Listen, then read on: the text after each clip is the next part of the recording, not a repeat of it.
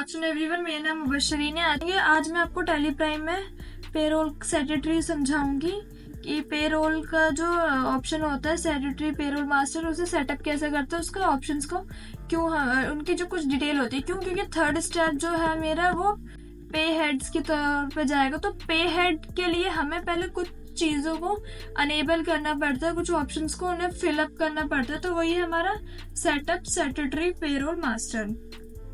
तो ज़्यादा time waste ना करते हुए हम अपने टैली प्राइम में जाते हैं।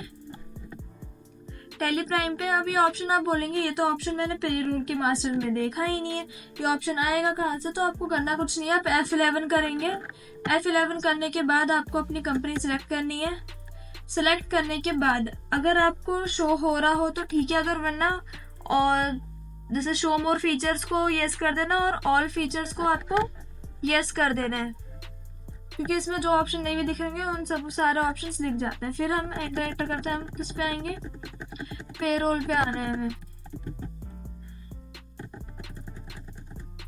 तो पेरोल के जस्ट आपको नीचे मिलेगा अनेबल सेक्रेटरी, तो आपको इसे अनेबल पेरोल सेक्रेटरी करना है। जैसे इसे यस करेंगे तो आपके सामने यहाँ कुछ पेरोल सेक्रेटरी डिटेल्स आ जाएगी।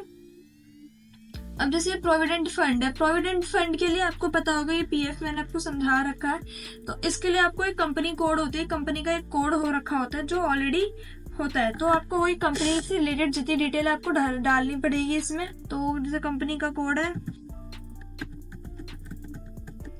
फिर ग्रुप और अकाउंट नंबर डालना पड़ेगा। तो मैं इसे कॉपी पेस्ट कर लूंगी, फिर यहाँ पे पेस्ट करना है।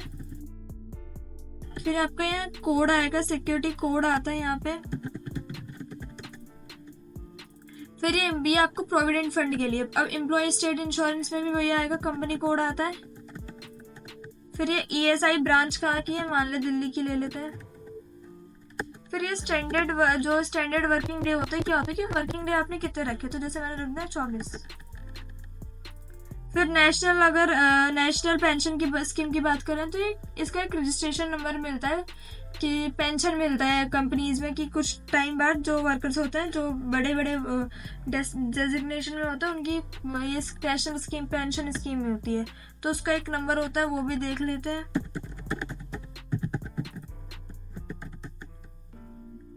फिर ब्रांच ऑफिस का नंबर होता है कि ब्रांच ऑफिस को भी ये नंबर दिया जाता है।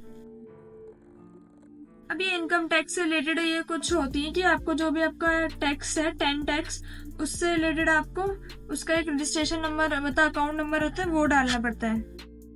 फिर यहाँ रजिस्ट्रेशन नंबर होता है। फिर इनकम टैक्स सर्कल का एक वो फिलअप करना पड़ता है। फिर इसे अगर आप देना हो तो दे दें, अदरवाइज आपके ऊपर है। फिर यहाँ पे हमारी स्टेट आ जाएगी कहाँ से डिवीजन है, या फिर यहाँ इस पर्सन का नाम आता है कि जो कंपनी है, जैसे कंपनी है, फिर को किनके बेटे हैं, फिर यहाँ पे डेजिग्नेशन होता है वो है क्या। अब जो रिस्पॉन्सिबल पर्सन है उसका हमें पैन नंबर देना होता है। फिर डालेंगे तो ये एक्सेप्ट नहीं लेगा, अगर आप इसे गलत डालेंगे तो आपको ये देगा नहीं, आपको ध्यान देना है। फिर इसे एक्सेप्ट करा लेंगे। अब जो आपकी पेरोल सेक्रेटरी थी वो आपको एक्सेप्ट हो गई है। अब यहाँ एंटर करेंगे तो आपको ये सारी डिटेल आपको शो हो जाएगी, बस आपको एक्सेप्ट करना होता है। अब ये एक ऑर्गेनाइजेशन कंपनी के लिए बहुत जरूरी होता है क्योंकि आपको पे हेड्स का यूज करना है। अब पे हेड्स के लिए हम आगे समझेंगे। आज के लिए इतना ही। वीडियो अच्छी लगी तो लाइक एंड सब्सक्राइब करें। इससे रिलेटेड जो भी क्वेश्चन या क्वेरी आप कमेंट सेक्शन में पूछ सकते हैं। इस वीडियो के बारे में आपकी क्या राय है, हमें नीचे कमेंट सेक्शन में बताएं।